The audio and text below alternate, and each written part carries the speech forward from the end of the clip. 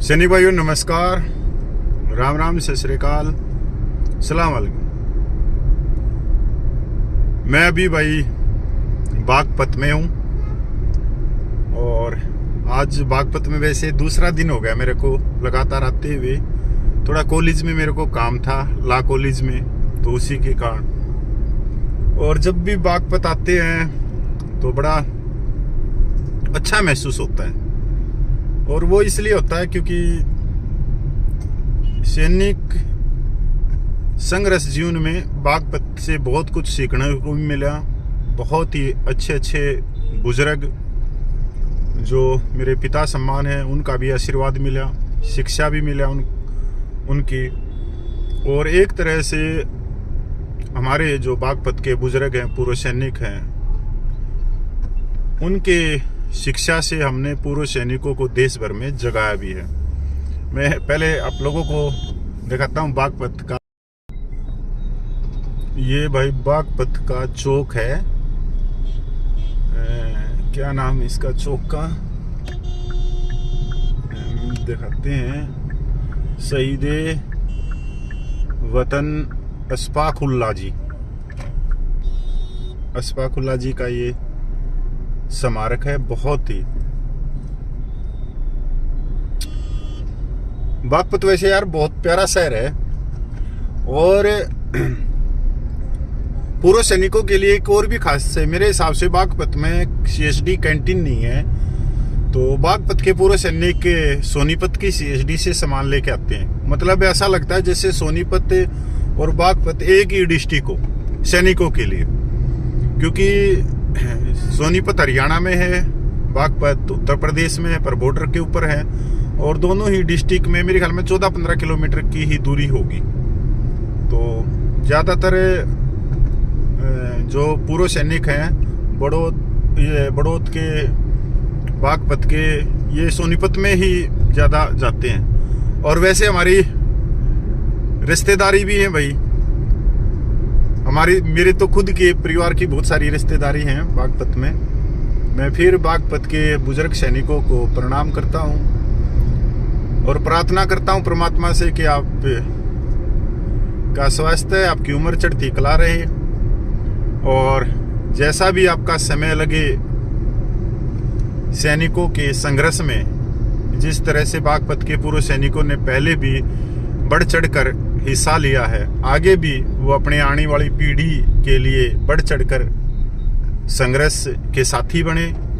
और हमारे जैसे जो छोटे उम्र के जो पूर्व सैनिक हैं उनको भी भाई आशीर्वाद दें, अपनी शिक्षा भी दें। तो मैं फिर बागपत के पूर्व सैनिकों को प्रणाम करता हूं। इसके साथ में अब मैं 3 पॉइंट आए हुए, इसके साथ में पूर्व सैनिक समाज में अब फिलहाल 3 चीजें चल रही हैं, या 3 पॉइंट कह सकते हो। आरओपी 3 और मिलिट्री सर्विस पे, और 18 महीने का डीए का एरियर। उसके साथ में एक पॉइंट और मैं जोड़ देता हूँ, कम्यूटेशन। पहली बात तो मैं ओआरओपी 3 में पूरे सैनिकों की क्या बढ़ोतरी होगी क्या नहीं, मैं इसके ऊपर थोड़े से शब्दों में अपनी बात रख दूं।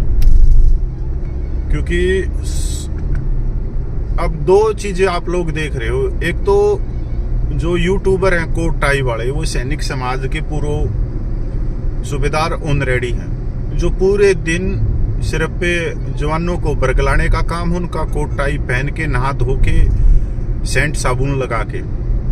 अब वो जो पेंशन दिखा रहे हैं वो बहुत ही ज्यादा बड़ो तरीके से हिसाब से दिखा रहे हैं। ये वही यूट्यूबर हैं जो ओआरओपी 1 में कह रहे थे कि सिपाहियों की पेंशन 6,000 से ऊपर बढ़ेगी, सिपाही से हवलदार की, और जेसीओ रैंक की जो पेंशन वो 9,500, कोई 13,500 बता रहा था। जबकि ओआरओपी 1 में, ओआरओपी 2 में जो सूबेदार रैंक है उनकी कोई भी बढ़ोतरी नहीं हुई। ओआरओपी 1 की बात करें तो 298 रुपये के करीब, ओआरओपी 2 में मेरे हिसाब से तो उनका नाम तो लिख दिया सर्कुलर नंबर 666 में, टेबल भी बना दी जेसीओ रैंक की, पर उसमें राशि लिखना भूल गए वे लोग। तो अब आगे ओआरओपी 3 में OROP 3 में क्या बढ़ोतरी होगी। तो मैं तो इतना ही कहूंगा कि एक तो इन कोट टाई वालों से बच जाओ, क्योंकि ये सरकार के साथ में कोई भी हो सकता है, मिली भगत हो इनकी कि पूर्व सैनिकों को गुमराह करना, बरगलाना है, और उसी नशे में पूर्व सैनिक अपने घर बैठे रहे और वो उठे नहीं और उनकी पेंशन कम होती रही। और ये होगी ये चीजें, क्योंकि पहले भी आप लोगों ने, इन यूट्यूबरों ने आप लोगों को एक तरह से छला है। दूसरी चीज जो आप लोगों ने अभी तक महसूस नहीं करी कि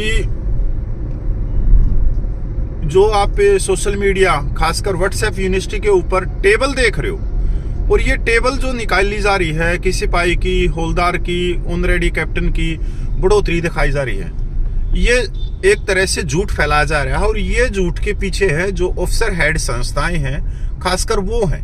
अब आप इन टेबल में देखो, इसमें सिपाही की बढ़ोतरी दिखा रहे हैं, नायक की बढ़ोतरी दिखा रहे हैं, हौलदार की बढ़ोतरी दिखा रहे हैं, ऑनरेडी नायब सूबेदार की दिखा रहे हैं, नायब सूबेदार की दिखा रहे हैं, फिर सूबेदार की, सूबेदार मेजर की, ऑनरेडी लेफ्टिनेंट कैप्टन की दिखा रहे हैं, पर उससे ऊपर वाले की बढ़ोतरी नहीं दिखा रहे। तो ये क्या है इनका, क्या ये पर्दे पीछे क्या गेम है, क्या प्लान है? मतलब कोई ना कोई तो स्टडी होगी इनकी कि ये लोगों को गुमराह कर रहे हैं सिर्फ कुछ रैंक के लिए। अगर बढ़ोतरी हो रही है तो ऊपर वाले रैंक की क्यों नहीं दिखा रहे? तो ऊपर वाले रैंक की इसलिए नहीं दिखा रहे क्योंकि ऊपर वाले रैंक की अगर ये बढ़ोतरी दिखाएंगे, जो 13,500 रुपये से ज्यादा की बढ़ोतरी जा रही है, तो पूर्व सैनिक उसकी आलोचना शुरू कर देंगे करनी, सरकार की आलोचना शुरू कर देंगे, और जो सिविल ब्यूरोक्रेसी जो बैठे अधिकारी है उनकी आलोचना शुरू कर देंगे। तो इनको मालूम है कि इस हिसाब से आलोचना शुरू कर दी तो OROP की 3 टेबल सर्कुलर निकलने से पहले ही सरकार फिर गंभीर हो जाएगी, क्योंकि अब जो OROP 3 की जो टेबल है वो तकरीबन बन के तैयार हो चुकी होगी और वो कभी भी बाहर निकल सकती है। क्योंकि देखो, कैबिनेट ने भी मंजूरी दे दी और पत्राचार भी हो रहा है, सोशल मीडिया पे भी पत्राचार, जो भी पत्र निकल रहे हैं पॉलिसी के अलग अलग हेडक्वार्टरों के लिए, तो उसमें साफ सुथरे शब्दों में कहा जा रहा है कि OROP 3 के लिए जल्द से जल्द काम करो, OROP 3 की टेबल करो। तो ये सारी चीजें तो चल रही है भाई। एक बार देखो, पुलिस वाले खड़े हैं, कहते चलान काट दें, क्योंकि मैं भी फोन पे बात कर रहा हूँ। चलान तो कर रहे, मैं रिक्वेस्ट कर लेता हूँ, आज तक तो ऐसा हुआ नहीं है कि किसी पुलिस वाले भाई ने मेरा चलान काटा। और मैं तकरीबन कोई ना कोई नियम मेरे से टूट ही जाते हैं, कभी बेल्ट ना लगे, कभी कुछ है, कभी फोन, क्योंकि फोन बहुत सारे आ जाते हैं, कभी फोन उठा लूं। फिर भी मैं पुलिस वालों को रिक्वेस्ट करने के बाद में आज तक, और सबसे ज्यादा बोलते हैं कि चंडीगढ़ में अगर किसी को पुलिस वाले ने पकड़ लिया, ट्रैफिक वालों ने, तो चलान तो पक्का ही पक्का कटेगा। और मेरे को सबसे ज्यादा चंडीगढ़ में पकड़ा गया, वहां भी पुलिस वालों की रिक्वेस्ट। और सच्चाई में एक शब्द मैं और भी कहूंगा कि पुलिस वाले वास्तव में फौजियों की इज्जत करते हैं, अगर हम उनको सम्मान तरीके से बोले। अब कोई थाने में जाके ये कहे कि मैं फौजी हूं, मैं तो ये कर दूंगा, मैं तो वो कर दूंगा, तो भाई वो भी पुलिस वाले हैं, फिर वो तो अपना काम करेंगे। पर रिक्वेस्ट में बहुत कुछ होता है, क्योंकि हम भी उनके परिवार से हैं और वो भी हमारे ही परिवारों से हैं। किसान मजदूर के बच्चे ही जाते हैं पुलिस में, फोर्स में, इनमें। तो अच्छी रिक्वेस्ट है। मैं अपनी बात पे आऊं, मैं भूल ही गया था उसको और कहानी सुनाने लग गया। तो OROP 3 में जो टेबल है वो ऊपरले रैंक की क्यों नहीं दिखाई जा रही? ये सबसे पहले सोचने की बात है, और इसको सोचो, बैठो कि क्या प्लान है। सिर्फ यही प्लान है कि पूर्व सैनिकों को उड़जा के रखना है, और सर्कुलर निकलते ही फिर कुछ नहीं है हाथ में, फिर करते रहो, हल्ला बोलना करते रहो। क्योंकि ORP 2 की जो इतनी विसंगतियां हैं जो माननीय सुप्रीम कोर्ट में भी जा चुके हैं, जैसे एक्स ग्रुप की है, सिपाही से लेकर हौलदार के हाथ में कुछ नहीं आया, पैसा भी क्या पैसा आया, 1950 रुपया आया। तो पहले ही मेजर जनरल जैसे साहब लोग बोल रहे थे कि अब ORP 2 में जो सिपाही से हौलदार की जो पेंशन बढ़ेगी वो 7,500 रुपये बढ़ेगी, पर उन्होंने भी गुमराह किया। पर अगर हम देखें कि वो सिपाही से हौलदार की पेंशन तो कहते रहे कि 7,500 रुपये बढ़ेगी, पर जब सर्कुलर 666 निकला उसमें ऑफिसर रैंक की पेंशन चली गई 15,000 से ऊपर। ये लोग देखो कह किसकी रहे थे और बड़ी किसकी। तो ये एक कोई मास्टर प्लान ही होगा जहां तक मैं सोचता हूँ, और ये मास्टर प्लान उनका होता है हमेशा। वो आरोपी कि आज भी रिविजन हुआ है, मैंने तो 2 आरोपी देखे, दोनों आरोपी में इस तरह का प्रोपगंडा रचा जाता है कि ऑफिसर कहीं रिटायर्ड अफसरों की पेंशन ना काट दे सरकार। तो मैं तो यही कहूँगा कि आप अपनी नज़र रखो और जितने भी हो सके देश भर की बहुत सारी संस्थाएं हैं वो लेटर लिखो भारत सरकार को कि ORP3 के अंदर कोई भी विसंगति नहीं रहनी चाहिए, ORP3 को सही तरीके से लागू किया जाए और जो बेनिफिट बनता है, जो पूर्व सैनिकों का हक बनता है वो दिया जाए। तो ये अकेले कोई कपिल फौजी तो कर नहीं सकता और ना ही कोई दूसरा व्यक्ति कर सकता। तो ये सब 35 लाख जो पूर्व सैनिक हैं, जो उनके 35 लाख पूर्व सैनिकों की जो संस्थाएं हैं, उनके अध्यक्षों की एक नैतिक जिम्मेवारी भी करते हुए भी है कि अगर तुम हर महीने के फर्स्ट रविवार को या लास्ट रविवार को तुम मीटिंग करते हो अपने इलाके के पूर्व सैनिकों के साथ में, तो तुम्हारा सबसे बड़ा कर्तव्य यह है कि एक लेटर भी उसी समय लिखो, उसी समय सभी पूर्व सैनिकों के साइन करवाओ और उसको चाहे तो स्पीड पोस्ट से भेजो भारत सरकार के पास में। आजकल सारे एड्रेस गूगल के ऊपर है, गूगल के ऊपर आप सर्च करोगे तो सारे एड्रेस मिल जाएंगे, माननीय राष्ट्रपति का भी, माननीय प्रधानमंत्री का भी, माननीय रक्षा मंत्री का भी, सबके एड्रेस मिल जाएंगे। अब दूसरी चीज पे आते हैं मिलिट्री सर्विस पे। मिलिट्री सर्विस पे के ऊपर भाई देखो हाई कोर्ट में चल रहा है केस।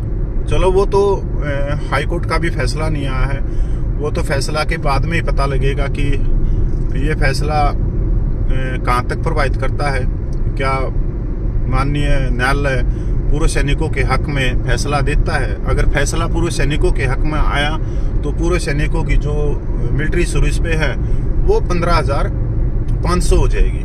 तो सीधे सीधे जो पूर्व सैनिक हैं उनको 5100 रुपये का फायदा होगा, तो सर्विस पर्सन को 10,000 का। पर अगर फैसला आने के बाद में सरकार ने इसको चुनौती माननीय सुप्रीम कोर्ट में दी तो भाई फिर 10-15 साल लग जाएंगे इस चीज पे, क्योंकि ये तो हो ही नहीं सकता कि सरकार इस केस को चुनौती नहीं देगी। बिल्कुल देगी सरकार। वो इसलिए देगी कि अगर 5100 रुपये पूर्व सैनिकों के पेंशन में बढ़ोतरी हो रही है तो 5100 गुणा भाई 30 लाख पूर्व सैनिक लगा लो, तो ये देख लो अब अरबों खरबों का तो यही बजट हो गया। उसके बाद में भाई जो हमारी एक्टिव सेना है वो 13 लाख से ऊपर है, 13 लाख गुणा 10,000 करेंगे तो ये भी करोड़ों अरबों का बजट हो गया। कोई छोटा मामूली बात नहीं है, इसके लिए हजारों करोड़ रुपया चाहिए। तो सरकार इसको माननीय सुप्रीम कोर्ट में लेके जाएगी। पर अब आते हैं कि फिर माननीय सुप्रीम कोर्ट में लेके जाएगी तो फिर इससे तो पूर्व सैनिकों का मनोबल टूट जाएगा। नहीं, मनोबल नहीं टूटेगा। पूर्व सैनिकों को ये समझना चाहिए कि बहुत सारी चीजें न्यायालय से ना होके लोकतांत्रिक माध्यम से होकर गुजरती हैं। लोकतांत्रिक माध्यम में बहुत बड़ी ताकत होती है, क्योंकि लोकतंत्र में हम अपने वोट से एक संवैधानिक पद पर माननीय प्रधानमंत्री को बैठाते हैं और उनका कर्तव्य होता है कि वो देश भर के नागरिकों के लिए अच्छे कानून बनाए, उनका लालन पोषण करें, उनको रोजगार दें, स्वास्थ्य दें, शिक्षा दें, सारी चीजें दें। तो ये है। अब तीसरी चीज है जो 18 महीने का DA की बात करूं मैं, तो DA मेरे हिसाब से सरकार देगी नहीं। पर इसमें भी सरकार को देखो आप, सरकार अलग अलग एक तरफ तो कहती है कि हम इतने ट्रिलियन की अर्थव्यवस्था बन गई, और जब 18 महीने का DA मांगते हैं तो फिर बोलते हैं कि हमारा बजट असंतुलन हो जाएगा, बिगड़ जाएगा देश का बजट। अब समझ में नहीं आ रहा कि सरकार किस तरफ से झूठ बोल रही है।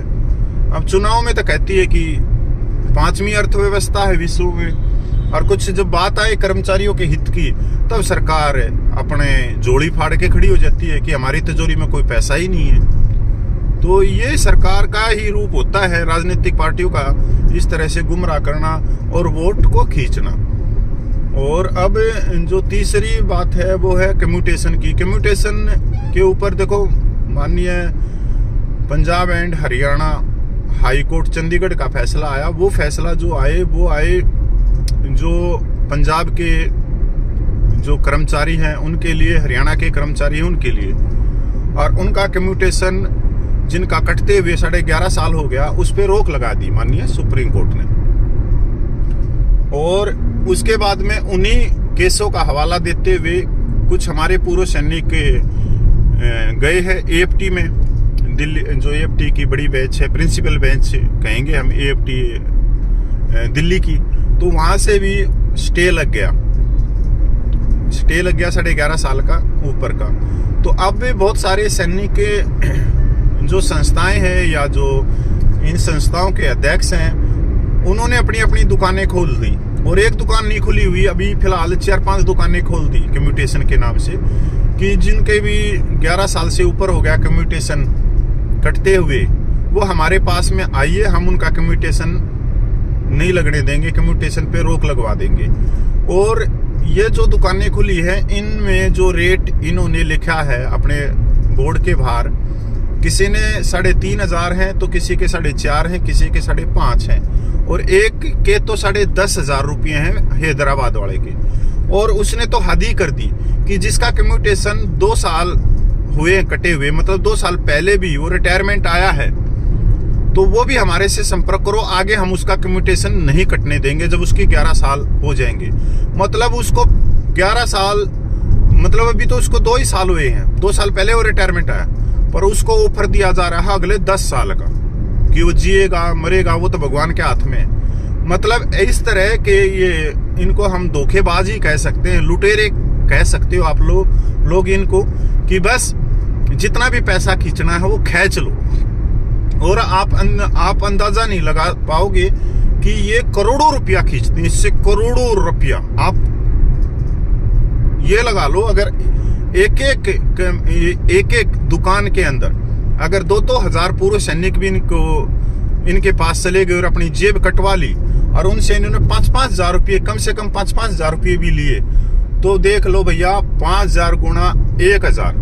और भाई मैं तो इतना कहता हूं कि एक दुकान के अंदर कम से कम 10 से 15 हजार पूर्व सैनिक जाके अपनी जेब कटवाएंगे, तो 10 से 15 हजार आप फिर लगा लो कितना पैसा हो गया, करोड़ों अरबों रुपये का हो गया। तो इन दुकानों में ना फंसे, क्योंकि अगर वो भी फंस रहे हैं जिनका कम्यूटेशन अभी से मतलब 2 साल हुए हैं कटते हुए, और वो भी जाके इनको दे रहे हैं, तो वो सीधे अपनी जेब कटवा रहे हैं 11.5 साल का। अगर रोक लगेगी तो सब पे लगेगी, आने वाले समय में सब पे रोक लगेगी, एक पे नहीं है। और दूसरी बात, ये पैसा तो सबका इकट्ठा कर रहे हैं, पर AFT के अंदर संगठन कभी भी केस दायर नहीं कर सकता। AFT के अंदर मतलब कोई भी संगठन वो इंडिविजुअल कर सकता है। AFT के अंदर अगर मान लो ये कहते हैं कि हमारे पास में 5,000 पूर्व सैनिकों से इन्होंने पैसा ले लिया, और 5,000 पूर्व सैनिकों से एफिडेविट लेके और उनकी एक कॉमन एप्लीकेशन बना के AFT में डाल दी, तो AFT उसको स्वीकार नहीं करता। अगर 5,000 है तो 5,000 को अलग अलग से अपनी एप्लीकेशन AFT में डालनी पड़ेगी। मतलब सब संयुक्त बन के AFT के अंदर केस नहीं डाल सकते। ये उसके कानून, उसके नियम है AFT के। तभी आप देख लो ये किस तरह से पूर्व सैनिकों को चश्मा पहना रहे हैं, पूर्व सैनिकों की जेब काट रही हैं। पर भाई उसमें कपिल फौजी क्या करेगा? जब जिसने अपनी जेब कटवानी है वो तो कटवाएगा ही। अब इसमें तो कपिल भाई क्या करेगा? कपिल भाई तो बस अपना बोल सकता है। आप लोगों तक थोड़ा बहुत जो मेरे को नॉलेज है भाई, मैं तो वो पूछा सकता हूँ। उसके बाद में आप लोगों को जेब कटवानी तो आप कटवाओगे, कटवाते रहो। पर मैं तो ये कहूँगा कि इन सारी चीज़ों को छोड़ के मिलिट्री सर्विस पे और ये चीज़ें, ये तो बाद की बात है। अब फिलहाल में जो तुरंत प्रभाव से ये है कि ORP 3 पे नज़र बना के रखो, क्योंकि वो हलवा बन चुका है। ORP 3 का अभी उसको खाएगा कौन, तो उस पे नज़र बना के रखोगे तो कुछ आपके हिस्से में भी आ जाएगा। नहीं तो फिर 28 लाख कढ़ाई के अंदर डाक मारते रहना और उसकी काड़स खाते रहना। जिस तरह से ORP 1 में भी हमारे को काड़स ही मिली थी, ORP 2 में भी हमारे को काड़स ही मिली है। तो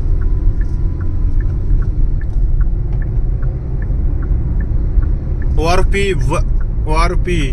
थ्री पे नज़र बना के रखो। और जब भी जो सबका सैनिक संघर्ष कमेटी नेशनल के प्रधान है सुरजीत जी, उनका कोई आदेश होता है पूर्व सैनिकों के जायज हकों के हुंकार भरने का दिल्ली में, तो भाई उस भाई का साथ दो। वो भी हमारे एक नायक रैंक का है, अपने लिए कठोर मेहनत कर रहा है, अकेले के लिए तो कर नहीं रहा, तो कम से कम हमने उसका साथ तो देना चाहिए, सभी को मिल के देना चाहिए, जिससे पूर्व सैनिकों को न्याय मिले, सम्मान मिले, स्वाभिमान मिले, आत्मसम्मान मिले। भाई सारी चीज़ तो बोल दी मैंने, कुछ गाड़ी या चक्कर भी है। तो चलो भाई सैनिक भाइयों, राम राम आप लोगों को सब।